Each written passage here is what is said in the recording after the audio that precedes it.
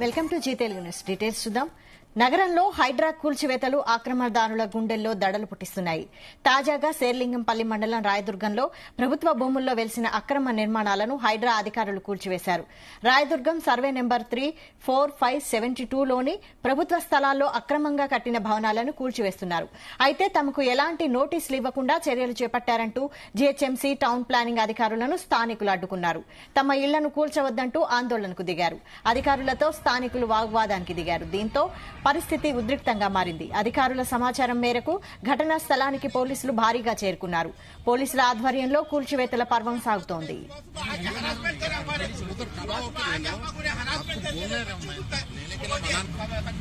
बराबर government Revanth Reddy sir आप देखना, आप देखिए ना ये लोग पर पूरा के पूरे एक्शन बराबर लेना। हमको जो ने तकलीफ दी हमारे को आके नोटिस नहीं दीजिए, कुछ नहीं दीजिए। पुलिस वाले समझना ये कंपनी वाले पीछे ने लेदर कंपनी एमडी का नाम क्या है? कितना पुराना है घर अपना? श्रीनिवास नायक पुराना 19 समझ को मैं 35-40 का है समझ को ये मेरे दादा भी मेरे वाले इसी में था। हमारे को नोटिस नहीं दीजिए, कुछ नहीं दिया हमारे को। समझना रेवंत रेड्डी साहब ये देखना ही है, छोटे छोटे बच्चों को पूरा सामान मेरा यहाँ है वीडियो ले। आज जो है सो सुबह में 7 बजे विदाउट एनी इंटिमिडेशन कुछ पुलिस ऑफिसर्स को लेके जीएचएमसी वाले और लिटका वाले मिलकर मेरा घर डिमोलिश करने के आए without court orders, without doing any process.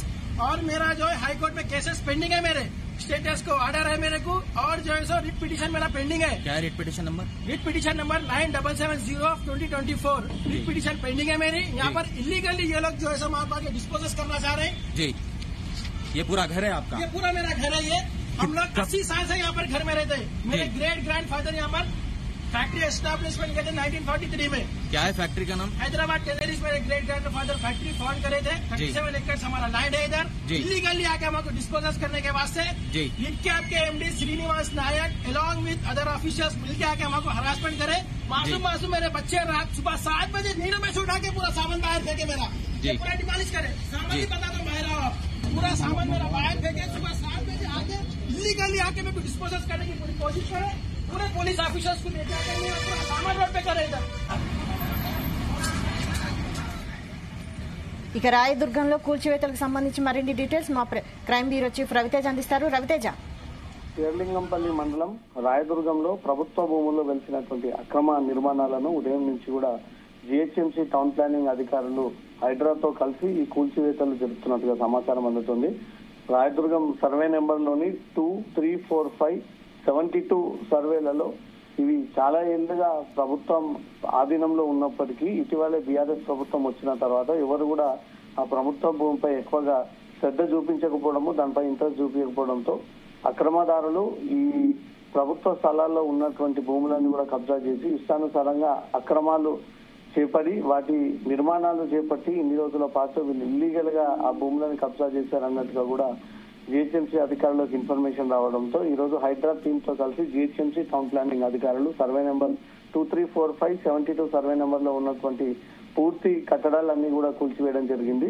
ఉదయం కొంత రాయదుర్గం లీడ్ క్యాప్ స్థలంలో ఉన్నటువంటి ఆక్రమ నిర్మాణాలు కూల్చివేస్తూ ఉండగా రెవెన్యూ అధికారులకు స్థానికులకు మాత్రం స్వల్ప వాగ్వాదం చోటు చేసుకుంది. గత 40 సంవత్సరాల నుంచి కూడా ఇక్కడే ఉంటున్నామని, ఎలాంటి నోటీస్ ఇవ్వకుండా కూల్చివేతలు చేపడితే సడన్ గా మేము ఎక్కడ పోవాలి, మా కుటుంబాలు ఎక్కడ తలదాచుకోవాలి, ఏళ్ల తరబడి దీన్ని నమ్ముకొని ఇక్కడే ఉంటున్నాము. గతంలో కూడా ప్రభుత్వాలు అన్ని సక్రమంగానే వారికి ప్రొడ్యూస్ చేసిన తర్వాతే ఇక్కడ అన్ని కూడా నిర్మాణాలు చేపట్టాము, అనుమతులు ఇచ్చిన తర్వాతనే నిర్మాణాలు చేపట్టాము.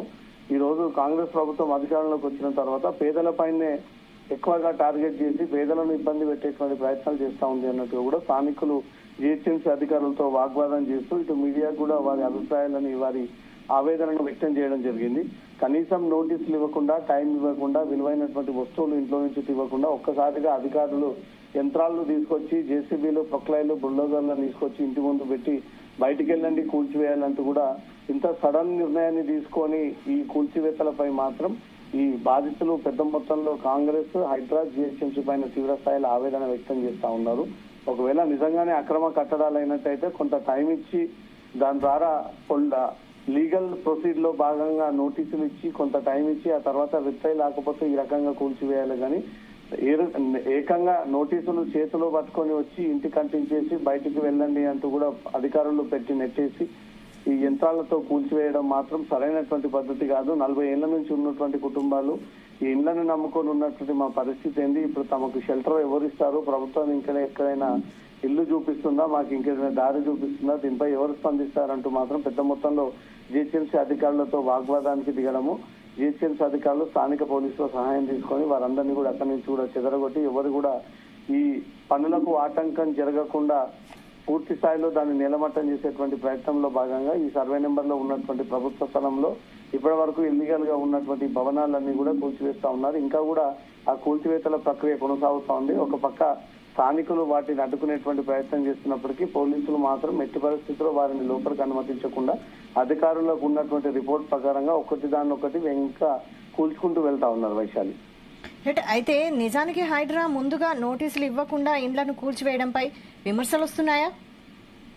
చాలా రోజులుగా హైడ్రా ఏర్పడిన తర్వాత ఇప్పటి వరకు నోటీసులు ఇచ్చి వివరణ ఇవ్వండి అనే ఒక పరిస్థితి ఎక్కడా కనిపించలేదు. ఎందుకంటే పక్కాగా వీళ్ళు కబ్జా చేశారు అన్నట్టుగా కూడా గూగుల్ మ్యాప్స్ లోనే కనబడుతుంది. రెవెన్యూ రికార్డ్స్ లో కూడా ఇది ప్రభుత్వ స్థలాలు, FTL పరిధిలో ఉన్నటువంటి స్థలాలు, బఫర్ జోన్ లో ఉన్నటువంటి స్థలాలు అన్నప్పుడు కూడా అంత క్లియర్ గా కనిపిస్తున్నప్పటికీ మళ్ళీ నోటీసులు ఇచ్చి వారి నుంచి రిప్లై తీసుకొని వాళ్ళు రిప్లై ఇచ్చేంత వరకు ఆగి లేదా నోటీస్ ఇచ్చినటువంటి వెంటనే మళ్ళీ కోర్టుకు వెళ్లి లేదా ఇతర ప్రభుత్వ అధికారులను కలిసి రాజకీయ నాయకులను కలిసి తమపై ఒత్తిడి తీసుకొచ్చి ఆ పనులని అడ్డుకునేటువంటి ప్రయత్నాలు చేస్తా ఉన్నారు. కాబట్టి హైడ్రా ఆ రకంగా కాకుండా ఏది అక్రమం అని వారి విచారణలో తేలినటువంటి వెంటనే యంత్రాలను అక్కడికి తీసుకెళ్లి అధికారులు రంగంలోకి దిగి ఇంటికి నోటీస్ అంటించి సెకండ్స్ లో ఆ బిల్డింగ్స్ అన్ని కూల్చివేస్తా ఉన్నాయి. మాత్రం కొంత ప్రభుత్వం పైన హైడ్రా పైన వ్యతిరేకత పెరుగుతోంది. ఒక పక్క సపోర్ట్ పెరుగుతా ఉంది, బాధితులు మాత్రం హైడ్రాకు వ్యతిరేకంగా నినాదాలు చేస్తా ఉంటూ ఆందోళన వ్యక్తం చేస్తా ఉన్నారు.